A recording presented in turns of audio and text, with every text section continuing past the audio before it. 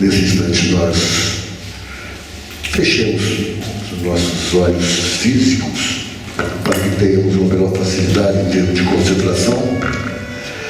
Excelso Mestre Jesus, a nossa eterna gratidão pelos momentos que nos são ofertados, que nós possamos nos tornar a cada dia espíritos em condições melhores para ser trabalhador da vossa seara. Esperamos que todos que aqui estão saiam daqui hoje melhor do que quando chegaram, tanto encarnados quanto desencarnados. Somos gratos ao Mestre Jesus, a toda a equipe espiritual desta casa, ao patrono Sebastião Marte e, sobretudo, a nossa gratidão ao Pai de Misericórdia pelas oportunidades, e agradecendo ainda por esta casa que nos acolhe, que nos permitam iniciarmos as nossas atividades da noite de hoje. Que assim seja, graças a Deus. Hoje nós estamos aqui tendo o prazer de novamente receber o nosso irmão Elverso, e ele vai falar sobre o capítulo 2 do Evangelho segundo o Espiritismo. Meu reino ainda não é desse mundo, né? Ainda. Não é desse mundo. O meu reino não é desse mundo. Então, com a palavra do nosso irmão Elverso.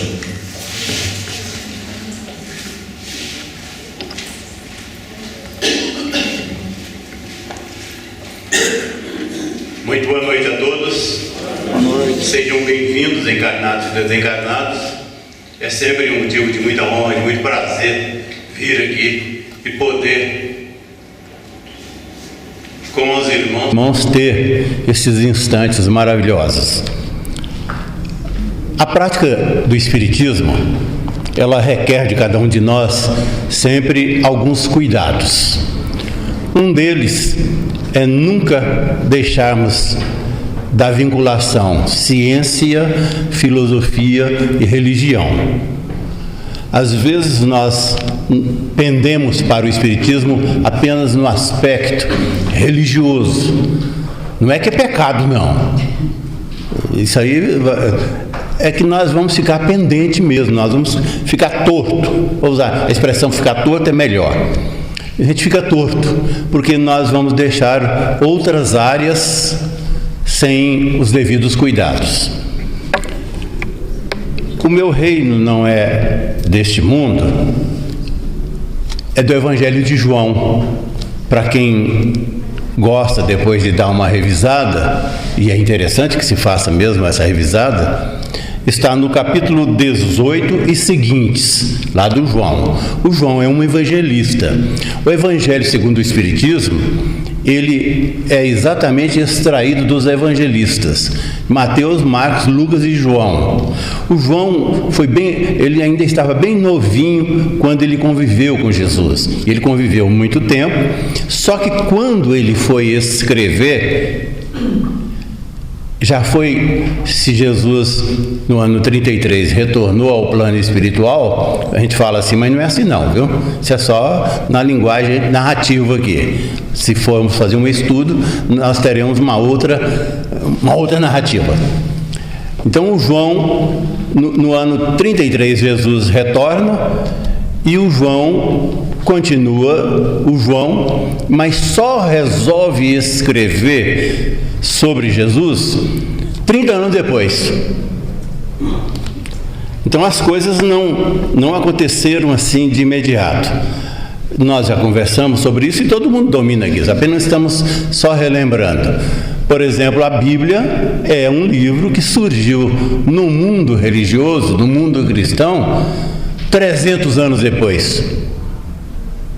Quando um papa ficou incomodado, foi lá, chamou um teólogo, falou assim, dá um jeito nisso aqui, dá uma organizada. E aí ele vai lá, pega, monta a Bíblia, Velho Testamento, Novo Testamento, e nós dissemos assim, o Mateus, o Marcos, o Lucas e o João, são 4 evangelistas, eles abrem o Novo Testamento. Quando nós estamos estudando a Bíblia, as primeiras coisas que nós vamos encontrar são as lições dos evangelistas. Bem, dito isto, meu reino não é deste mundo, que está no capítulo 18 do João, o Pilatos, Roma já estava poderosa. Neste ano 33, Roma já estava poderosa. E o Pilatos resolve prender Jesus. Ele estava atendendo a um anseio seu, como participante do grupo dominante, e estava atendendo também a um anseio de Herodes. Mas essa área política nós não vamos entrar nela não. E Jesus foi preso. E quando Jesus estava sob o jugo do Pilatos, do seu grupo, ocorre essa pergunta: és o rei dos judeus? Essa pergunta é Jesus recebendo-a do Pilatos. És o rei dos judeus? A resposta de Jesus, que o João registrou, quando nós falamos sobre o João, sobre o Lucas, sobre todos aqueles que estão lá, os evangelistas todos, os 4, e mais algumas coisas da Bíblia, é necessário que nós dissemos isso no início, na prática do Espiritismo, que nós estejamos abertos, com a mente aberta, inclusive no processo interpretativo. Os advogados que estão aqui presentes, é a hermenêutica do direito. Quando o legislador faz uma lei, ele faz, mas é ele sozinho, é ele o seu auxiliar. Tem aquela discussão lá, mas a discussão depende muito dos grupos, do domínio, do grupo dominante. Mas a lei, ela é pequenininha e vai resolver um monte de questões. Aí entra esse processo chamado de hermenêutica, que é a interpretação para que se adapte, para que se encaixe o fato no regulamento. Aqui no processo que nós estamos estudando, a interpretação é necessária. Nós não podemos fugir dela não, porque vocês acabaram de ouvir aí. Olha, quando João escreveu, foi 30 anos depois do ano 33. E quando o Jerônimo resolveu colocar no Novo Testamento, primeiro, ele teve que interpretar, ele teve que escolher o evangelho do João, do Lucas e do Mateus, dos 4, no meio de 80. Existiam ali mais de 80 evangelhos, que eram pessoas que também tinham escrito sobre Jesus. Bem, então, a pergunta que o Pilatos faz a Jesus: és o rei dos judeus? Nós estamos olhando a pergunta e já interpretando. Se Jesus responde para ele, é uma resposta. Se eu fosse chefe aqui, se fosse rei, se representasse alguma coisa, o meu povo teria se agrupado aqui na frente e você não teria me prendido. Eu não estaria preso, eu estaria fora da cadeia. Mas como isso, quando nós dissemos a interpretação, é a interpretação mesmo. Quando Jesus responde assim, ele não está dizendo assim: olha, eu não sou nada, eu não represento nada. Não, ele estava dizendo muito mais do que isso. Simplesmente nós poderíamos pensar assim: Jesus estava dizendo para ele assim: não, mas como eu não sou nada, esse povo não está aí para mim não, me deixar prender, você foi lá e me prendeu. Então o Pilatos fica imaginando o que está inserido na resposta. A resposta é essa, assim: meu reino não é deste mundo. Mas antes Pilatos receber esta resposta, ele diz assim: meu reino é deste mundo e minha gente não cuidou para que eu não fosse preso. No entanto, ele continua incisivo e diz assim: meu reino não é aqui. Quando nós ouvimos a resposta de Jesus aqui, lendo no Novo Testamento e lendo no Evangelho, nós imaginamos assim: meu reino não é deste mundo. Na cabeça do Espírito, o que vem primeiro? Ora, não é deste mundo físico, mas é do mundo espiritual. Não é não. Não é isso aí não.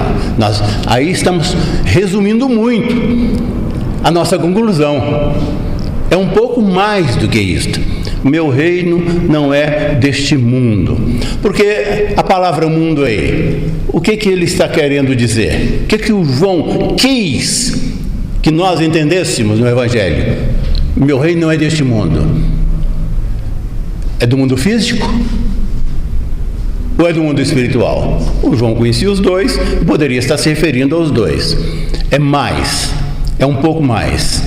Ele está dizendo assim, Jesus está respondendo para Pilatos assim: olha, existem algumas divisões aí no planeta, e quando eu estou dizendo que o meu reino não é deste mundo, o meu reino não é aqui, eu estou dizendo assim, que o meu reino é uma palavra que eu não gosto de utilizar não, porque fica muito terra, muito próximo daquilo que, de ouvir de reinado, de ouvir de mandatários. Jesus nem se aproxima, se analisarmos esses aspectos de importância aí, destas expressões não. Está muito, mas muito distante. Reinado é coisa de humano e encarnado. Aí nós nos vinculamos a esse exercício de poder. Mas Jesus, quando diz assim, meu reino não é deste mundo, ele está dizendo assim, olha, o meu reino é de um mundo diferente. É de um mundo íntimo. É de um mundo íntimo. O meu reino é de um mundo pessoal. Vocês nunca pensaram nisso, né? Jesus está dizendo é para cada um de nós que o reino dele somos nós. É a intimidade pessoal. Por que essa conclusão? Porque quando ele está falando assim, meu reino não é deste mundo, e mais na frente nós vamos mencionar isso, ele está cuidando para que o acesso que a alma humana individualmente tenha aos processos. Quando eu coloco processo aqui, eu estou colocando o evolutivo, estou colocando um monte de outros processos, mas inclusive e principalmente o evolutivo. Jesus está dizendo assim, é o indivíduo. É interessante analisarmos isso assim, como é que Jesus personaliza, quando na verdade, olha a dificuldade da interpretação, quando na verdade ele está falando para uma humanidade. Ele não está falando para um indivíduo que depois vai reproduzir a sua voz. Ele está deixando o ensinamento, mas dizendo para o indivíduo. Ele está dizendo aqui nas profundezas da alma, nas entranhas da alma de cada um de nós. Eu estou aqui. Eu estou com você. Você é o meu reino. Porque até então, a alma humana não tinha muita noção de evolução, não. E também não tinha alguns intérpretes, no aspecto mais religioso, inclusive na doutrina. Eles entendem que quando Jesus responde isso aí, olha, o meu reino não é deste mundo, ele está dizendo assim, não, meu reino não é deste mundo, não. Meu reino é do mundo espiritual. Ou da dimensão espiritual, ou da... É uma interpretação, mas o que Jesus está fazendo, neste instante, quando ele responde ao Pilatos, ele está dizendo assim, o meu reino é a sua alma. Meu reino, não é reino não, reino eu estou exagerando aqui, porque eu não, vou confessar a vocês, eu não combino com essa palavra não. Eu teria que ter uma outra palavra para me expressar, para dizer sobre a condição de Jesus, a sua distância espiritual de cada um de nós e do Pilatos naquele momento.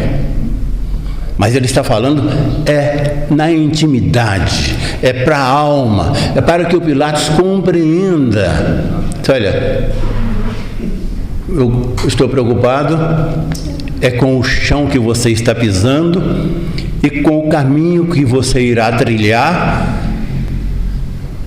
na sua continuidade. Aí alguns intérpretes, não é errôneo não, mas eles entendem que ele está falando mesmo de uma imortalidade. Nós, na prática do Espiritismo, temos que ter alguns cuidados com as palavras. Assim, quando eu falo de imortalidade, eu estou falando de eternidade? Quando eu falo de imortalidade, eu estou falando sobre reencarnação? Nem sempre. Às vezes são coisas distintas. E naquele momento ali não havia necessidade nenhuma de que na interpretação se entendesse a continuidade da vida como reencarnação. Jesus estava apenas dizendo assim: você é imortal e você deve cuidar de você. E para que você cuide de você, quem está trazendo a orientação, quem vai ser a sua bússola, ou vai ser não, deve ser a sua bússola na sua jornada, sou eu. Sou eu. Então os fatos que estão aí nos cercando, estes fatos, claro que eu estou estendendo aqui na interpretação, estes fatos, eles devem ser compreendidos porque eles traduzem para a alma do indivíduo, para mim, para todos nós, sobre as nossas necessidades, os nossos cuidados e os nossos limites no caminho. Porque quando nós falamos sobre imortalidade, assim, tudo bem, eu acredito na imortalidade. Aí vem uma enorme indagação. E daí? E daí? Se existe imortalidade, e eu vou acrescentar aqui a reencarnação, e se na imortalidade, no exercício da imortalidade, eu reencarno, o que eu faço quando eu estou desencarnado? A pergunta é óbvia aqui. O que eu faço? O que cada um de nós vai fazer quando está desencarnado? A doutrina espírita, eu vou repetir a palavra, a prática da doutrina espírita nos conduz a raciocinar. O que eu vou fazer? Eu acabo de desencarnar, para onde vou? Eu já tenho casa no plano espiritual? Eu vou passar, no caso específico aqui do eu vou passar mais 100 anos na vida espiritual, atendendo-os pelo nome de Elvésio. Eu vou passar 90 anos na vida espiritual, atendendo na minha vida. Jesus está falando sobre essas delicadezas, estes detalhes, porque ele está dizendo para a alma do Pilatos: olha, expanda, é Jesus falando para o Pilatos mentalmente, expanda a sua capacidade de apropriação daquilo que está ao seu derredor, porque você vai precisar a cada momento, a cada instante, desses detalhes todos. Porque se isso aí não for bem administrado, é Jesus falando para nós, se isso aí não for bem administrado durante as nossas passadas, quem vai experimentar as consequências somos nós mesmos.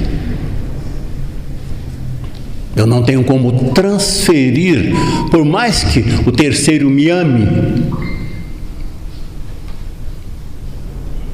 se manifeste neste amor intenso, eu não tenho como transferir, embora tente várias vezes, todos os dias, em todos os momentos, transferir responsabilidades, mas eu não vou conseguir, nunca, mesmo desejando e tentando, transferir para o meu próximo essa responsabilidade que é pessoal. É aí que Jesus está falando. Está falando na acústica da alma. Cuide-se. Cuide-se. Assim, eu estou falando sobre amor, um amor de terceiro, de alguém que me ama. Mas ele está dizendo assim: e o alto amor? Você se ama? Nós falamos sobre imortalidade. Assim, eu sou imortal, deixo a roupagem física no túmulo e vou para a vida espiritual. Eu vou almoçar o que amanhã? Como espírito. Porque eu vou continuar vivo,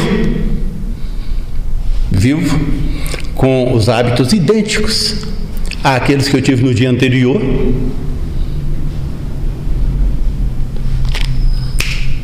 Não é passe de mágica, as coisas não se transformam assim. Às vezes nós imaginamos que sim, que se transformam. Não, apenas nós deixamos esse corpo, isso nós falamos aqui todas as vezes. Apenas eu deixo esse corpo aqui e assumo um outro.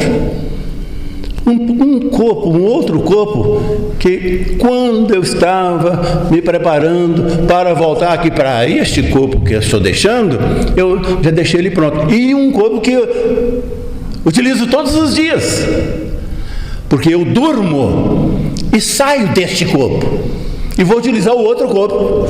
Eu sou reconhecido no plano espiritual pela mesma cara, pelo mesmo nome.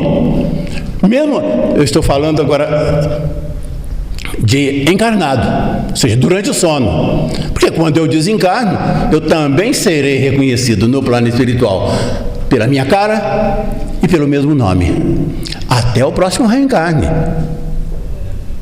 Eu só vou alterar a razão de ser conhecido no meio social quando mudar a cara, e aí eu mudo o nome, numa reencarnação. Mas enquanto isso não ocorre, sou o mesmo. E se sou o mesmo, na vida normal aqui, amanhã cedo, todos vão se levantar da cama, vão se preparar, assim, eu tenho um trabalho para fazer, eu tenho uma atividade para fazer, eu tenho um ônibus para pegar, eu tenho um carro para dirigir, eu tenho que levar alguém na escola, eu tenho que... E no plano espiritual, eu vou ficar fazendo o quê? Mais do que isso, que roupa eu vou vestir quando eu desencarno? Eu acabei de desencarnar, eu vou apresentar nu para os meus companheiros. Aqui estão muitos dos nossos companheiros de jornada daqui do Sebastião Mártir que já passaram esta fase de estar aqui presente fisicamente, e agora estão desencarnados, mas presentes aqui. Aí vem, mas amanhã, que roupa eu vou colocar? Ou como eu vou me apresentar perante os meus irmãos? E depois, espírito toma café? Espírito toma café? Ele tem uma mesa lá para pegar, tomar uma dosinha de café, para comer um pedacinho de pão, um pedacinho de bolo?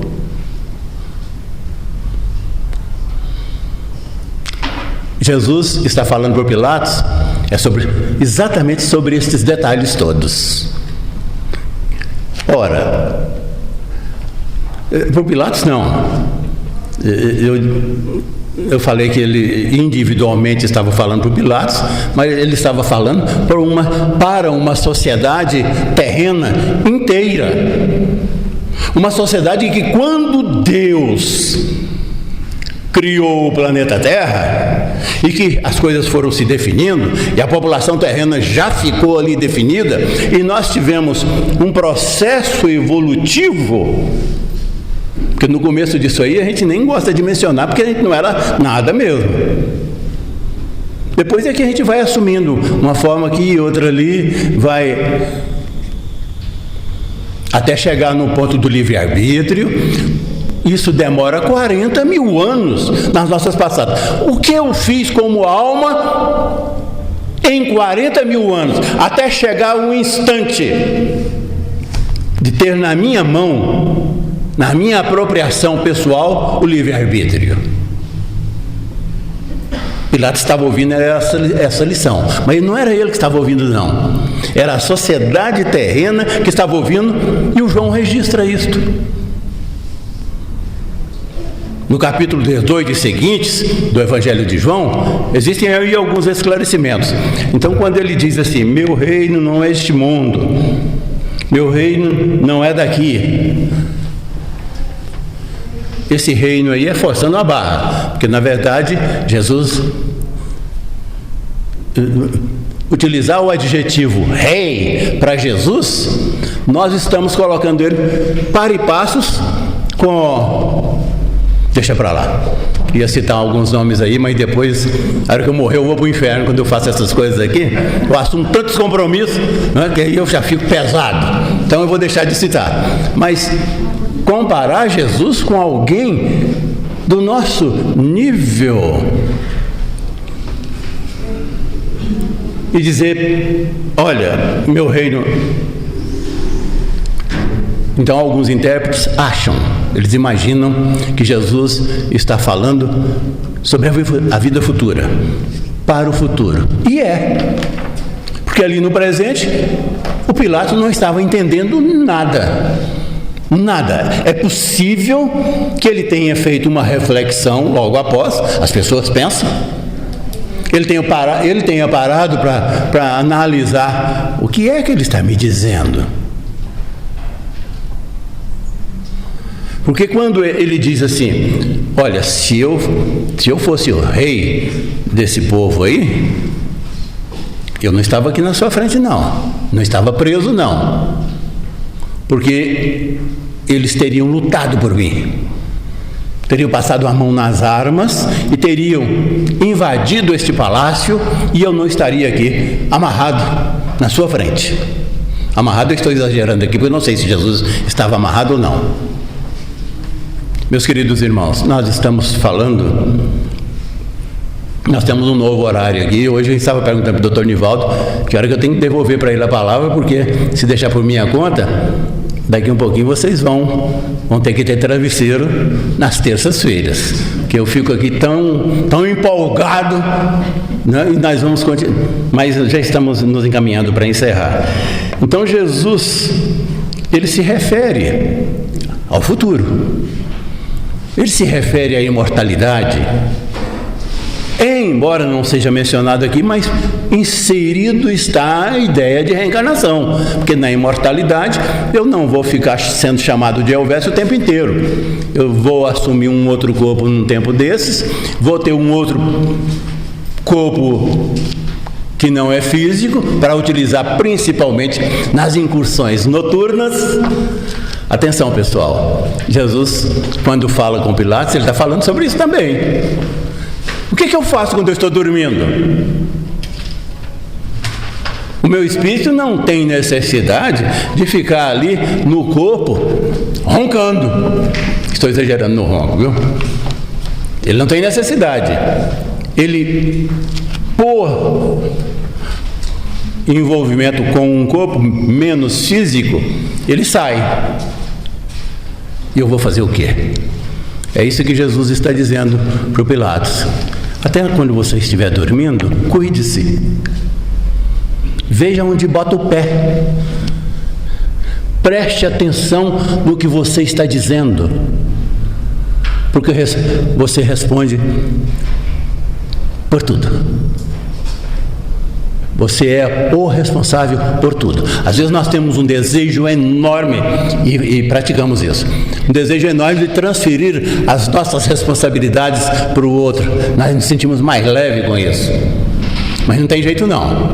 Por mais que o outro nos ame, ele não tem como se apropriar daquilo que é prática pessoal. E Jesus, neste instante, embora fale só para o Pilatos, mas na verdade ele está falando por alguns bilhões de almas reencarnadas no processo terreno. E dizendo assim: tem um negócio aí na sua frente, na frente que eu estou dizendo é da vida, dessa vida futura, que se chama evolução. E você, Pilatos, fique esperto com o processo evolutivo. Porque se você não se cuidar, ninguém vai te empurrar para você evoluir, não. É um desejo pessoal. Por isso que Jesus fala na acústica da alma. Quando ele está, o meu reino não é deste mundo. A palavra reino é porque eu não tenho outra. O meu reino não é deste mundo. O meu reino não é aqui. O meu reino é aí. Na sua alma. Na minha alma. Nos detalhes da alma. Nos detalhes de uma vida imortal. Nos detalhes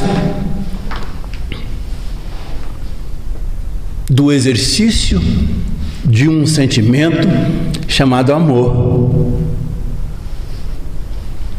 Porque é uma palavra tão maravilhosa, é um sentimento tão sublime, que você poderá utilizá-lo de muitas maneiras, em muitas ocasiões, se expressando com a mesma palavra e com o mesmo sentimento. Mas durante a caminhada, nós poderemos exercitar este sentimento nobre das mais variadas formas. Então, quando Jesus sinaliza a sociedade humana, a sociedade terrena, como se deve construir o objeto,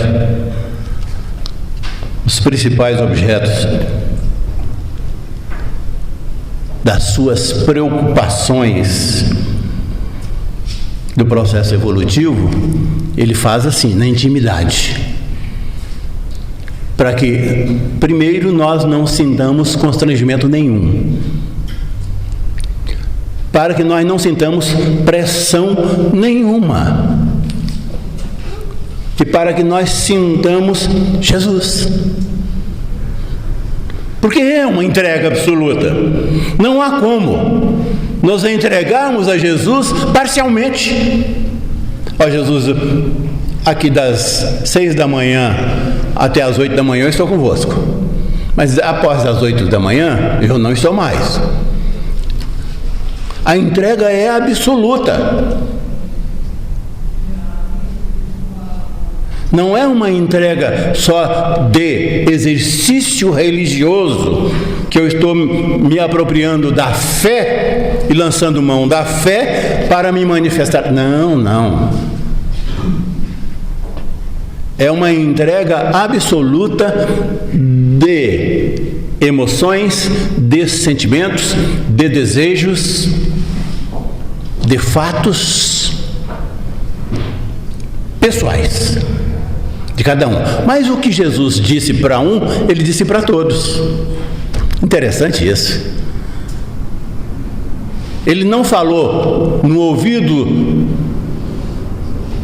do general do Pilatos, que estava ao lado dele ali, com uma outra mensagem. Ao lado do Pilatos, ele falou para o Pilatos, mas o general estava fazendo a sua recepção da fala de Jesus de forma diferenciada. Não é da mesma maneira, não, cada um de nós. Meus queridos irmãos, sem esta análise da vida futura, os nossos preceitos não teriam razão de ser. Porque se eu não tenho vida futura, se eu não tenho, dentro da ideia de imortalidade, esta visão, esta compreensão, se tudo acaba no momento que eu paro de respirar e tchau, eu não sou mais nada, eu só volto ao pó, eu não preciso ter cuidado nenhum. Por que teria? Por que seria exigido de alguém que tivesse cuidados neste campo moral, neste campo íntimo, da consciência? Essa palavra é mágica. Da consciência, para que eu não pecasse. Se eu não tenho nada pela frente, tudo termina. A ideia de tudo termina é essa que o Pilatos tinha aqui naquele instante ali, se apropriar. Assim, Você é o Pilatos, você é um administrador, você é o responsável perante o público por um monte de coisas. E o que você está fazendo que mostra isto? Que demonstra isto? É quando ele responde assim: meu reino não é deste mundo, não. Meu reino é este que está aí dentro. Tem um monte de nomes que eu posso chamar esse reino: de consciência, de amor, mas é sobre isso que você deve se cuidar, porque nós temos pela frente um negócio chamado imortalidade. Substituam pelo futuro. Eu tenho pela frente esta condição dos fatos ainda não estarem revelados, mas se revelarão. E você continuará sendo responsável por eles, por aquilo que já passou, mas também por estes que vão surgir a cada momento, a cada instante que você respira. Meus queridos irmãos, nós agradecemos enormemente pela chance de estarmos aqui falando sobre o João. Frederico, há muitas moradas na casa de meu pai. Ainda continuamos estudando o João. É do capítulo 19, do capítulo 33 para frente. Agradeço imensamente o carinho, e das últimas vezes, e hoje também, eu não deixei ninguém à vontade para perguntar se desejasse. Mas, por favor, me interrompam no momento que desejar. A ideia das mulheres é que os homens não conseguem fazer duas coisas numa hora só. Quando um homem, doutor Nivaldo, estou falando só por mim aqui, às vezes você é indagado assim, é interpelado no meio de um diálogo, e ele depois não tem continuidade, não dá conta de continuar, porque o raciocínio fica tão... Eu vou quebrar o galho dos homens. Ficam tão rápido que não dá chance nem dele pegar aquilo que ele pensou, porque foi rápido demais. Não, é limite mesmo, sabe? A gente tem os limites, mas por gentileza, quem tiver indagação ou quiser acrescentar, é só levantar a mão e dizer assim: eu não estou concordando com isso, ou não precisa ser tão incisivo assim, mas eu gostaria de saber sobre este ponto aqui. Será sempre um prazer participar desta forma. Muito obrigado pela paciência. Obrigado. Não me deixe roxo. Obrigado. Nós vamos fazer a prece de encerramento dessa primeira parte das nossas atividades. Ao excelso Mestre Jesus, nossos agradecimentos por esses momentos. Rogamos a Ti, Mestre, que todos nós possamos sair daqui carregando a vossa paz, e que essa paz alcance todos os lares aqui representados. É agradecido porque tudo aquilo que nós temos recebido, mas nós pedimos à equipe espiritual, principalmente os médicos da espiritualidade, os cientistas, que possam colocar nessas águas os medicamentos necessários ao refazimento do corpo físico e do espírito. E que todos nós sigamos para os nossos lares com muita paz, muita tranquilidade, e que todos saiam daqui melhor do que quando chegaram. Que assim seja. Agradecido à equipe espiritual, vamos iniciar a atividade de nossos passes.